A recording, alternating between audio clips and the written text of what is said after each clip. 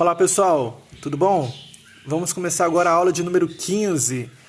Pessoal, essa aula de número 15 é uma aula diferente porque é a correção das atividades da página 79. Eu estava percebendo, procurando ali na plataforma do Google, a gente não fez a correção da página 79.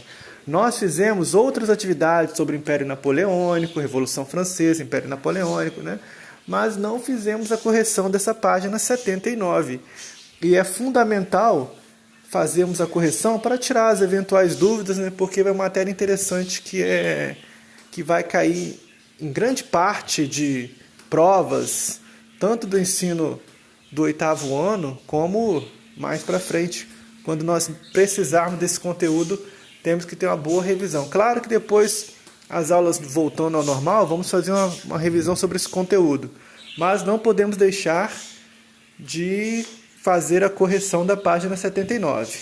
Então peguem o caderno, peguem as páginas, os exercícios da página 79 e vamos fazer a correção. Lembrando que eu quero todos esses cadernos com as devidas correções na próxima vez que a gente se encontrar presencialmente, né, para a gente poder avaliar e dar as notas corretas para cada um. Então vamos lá.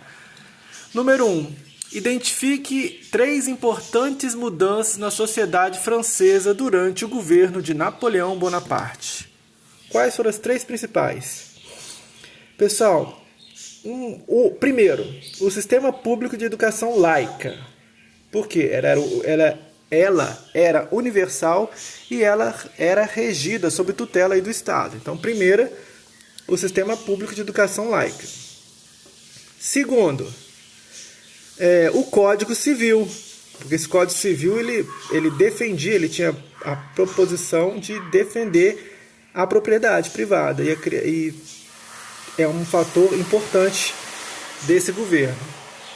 E terceiro, a criação do Banco da França. Esse Banco da França vai ser importante, porque ele vai criar a moeda nacional, o franco, né, e vai estabilizar a economia. Além de fazer a construção de obras públicas e favorecer também a industrialização.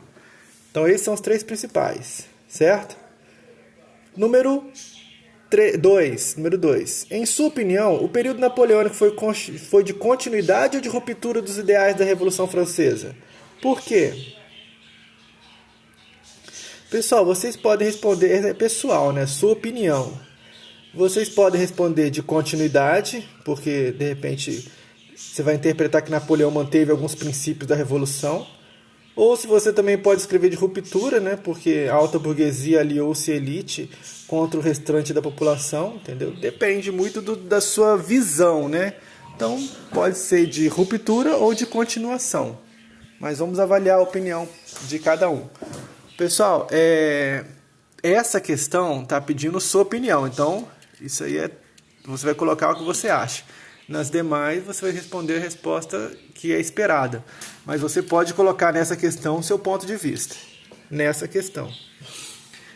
3. Explique o que foi o bloqueio continental e qual era o objetivo de Napoleão ao adotá-lo. Falamos também sobre isso nas aulas, fizemos inclusive atividades sobre essa questão. O bloqueio continental aí, pessoal, foi um cerco econômico promovido contra a Inglaterra e com ele Napoleão pretendia debilitar financeiramente a Inglaterra, de maneira, né, a levá-la à derrota militar pela França. Queria que a Inglaterra morresse à míngua. Queria que a Inglaterra não tivesse relações comerciais com nenhum país para que pudesse, de certa forma, quebrar e a França, por sua vez, se destacar no mercado europeu. Este era seu objetivo. Número 4. Qual era o objetivo das potências europeias que se reuniram no Congresso de Viena? Qual era o objetivo? Lembra que o Congresso de Viena foi ao final. O principal objetivo era redefinir as fronteiras que haviam sido modificadas pelas campanhas napoleônicas e restaurar, né, as ordens públicas, no caso o absolutismo, e a economia do continente. Então eles queriam voltar ao que era antigamente, voltar àquela concepção do antigo regime, do absolutismo. Basicamente dessa forma. Número 5. A número 5 temos um texto aí, ó. O trecho abaixo de dar um zoom para enxergar melhor. Mas acompanhe na página 7 e 9. O trecho abaixo trata de mudanças sociais ocorridas depois da Revolução Francesa e das leis nos tempos de Napoleão. Leia-o e depois responda as questões. Depois que a Revolução acabou, foi a burguesia quem ficou no poder político da França. Liberdade, igualdade, fraternidade. Foi a frase popular gritada por todos os revolucionários que coube principalmente a burguesia desfrutar. O exame do Código Napoleônico deixa isso bem claro. Numa disputa judicial sobre salários, o Código determina que o depoimento do patrão e não do empregado é que deveria ser levado em conta. O Código foi feito pela burguesia e para a burguesia. Foi feito pelos donos de propriedade para a proteção da propriedade. Letra A.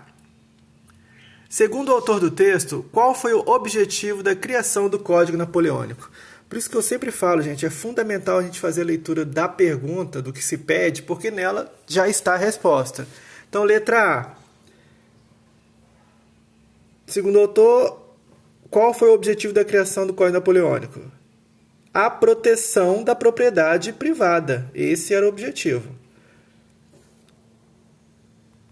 Letra B.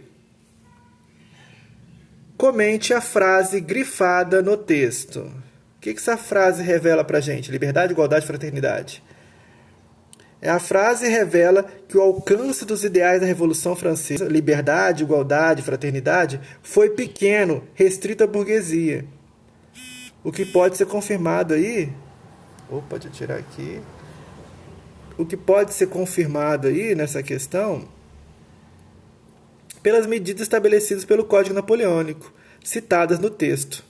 Esse desvirtua totalmente aí do que se consolidou aí com a ascensão de Napoleão ao poder.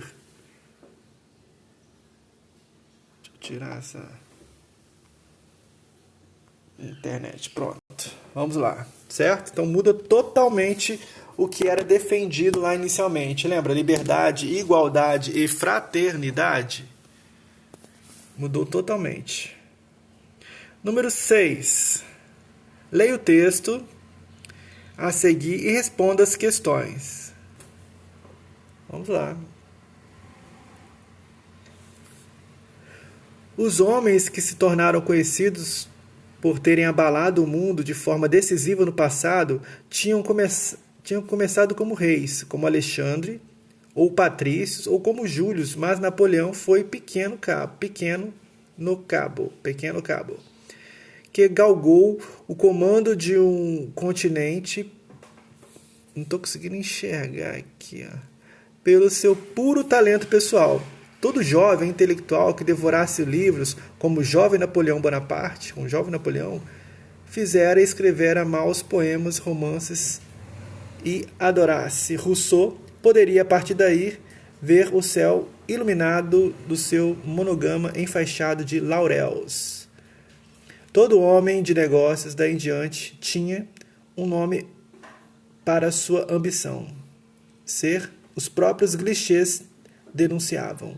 Napoleão das finanças ou da indústria. Eric Hobsbawm. Letra A. A pergunta. Que diferença o autor aponta entre Napoleão e seus antecessores que atingiram o poder ou pretendiam conquistar o mundo?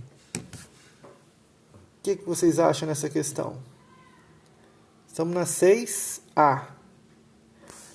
A diferença está no fato que Napoleão ter traçado sua trajetória degrau a degrau, subindo na escada social devido ao seu talento e não ao privilégio de seu nascimento como membros da elite. Lembra que nós falamos que ele nasceu pobre, inclusive era filho de um nobre empobrecido que consegue entrar no exército através de um favor apenas, mas consegue passo a passo crescer no exército francês? Esta É um dos exemplos do que a Revolução Francesa pregava, que você poderia ser um pobre, humilde, mas através do trabalho, através do esforço, você conseguiria vencer na vida. Este era um dos ideais. Então, Napoleão representava isso. Representava os ideais da Revolução Francesa. Letra B. 6B.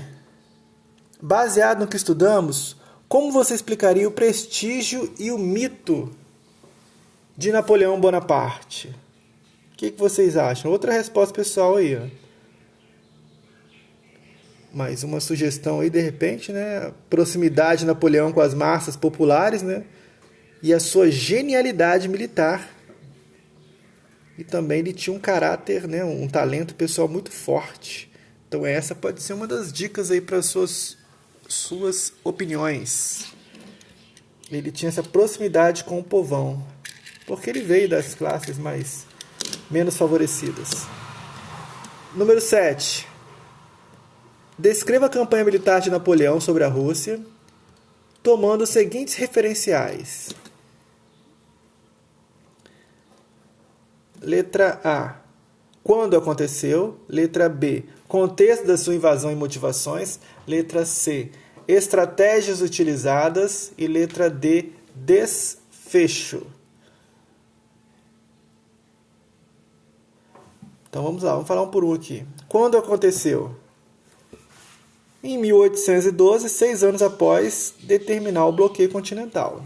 Quando a Rússia torna-se aí a desobedecer, ela toma a atitude de desobedecer, vai começar a campanha. Então, 1812. Letra B. Contexto da invasão e suas motivações. Contexto da invasão e suas motivações.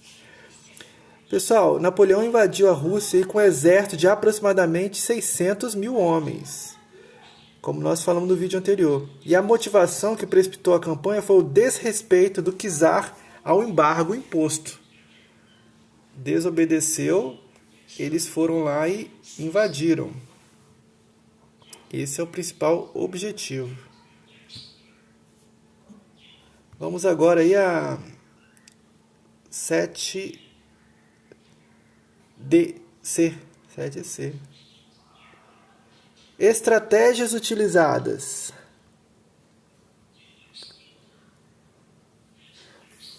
Desde o início da campanha, os russos fugiam para o interior, destruindo tudo que deixavam para trás.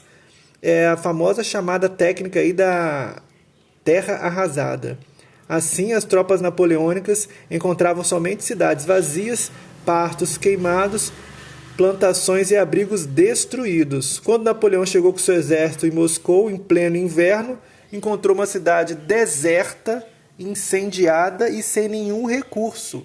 E dessa forma, como ele poderia manter o seu exército? Então, o exército chegou fragilizado em Moscou, faminto, sem armas e com aquele inverno rigoroso. Então, essa foi a estratégia que os russos utilizavam para poder vencer os franceses. E por último aí, a 7C, que seria o desfecho. 7C não, 7D, né? É o que a gente falou. 7D aí, sem suprimentos e um inverno fortíssimo e sob constantes ataques surpresa por parte aí dos russos, Napoleão decidiu regressar, no caso, voltar. Regressar, sendo perseguido e atacado permanentemente, perdendo centenas de milhares de soldados. Era o completo fracasso da campanha da Rússia. Quem vai se ferrar na mesma proporção aí mais para frente será Adolf Hitler, quando ele faz a Operação Barbarossa, que também tenta invadir a Rússia. Vai se ferrar aí também na mesma proporção que Napoleão se deu mal aí. Certo? Então, pessoal, fechamos aí as 7 perguntas da página 79 que ficaram em aberto.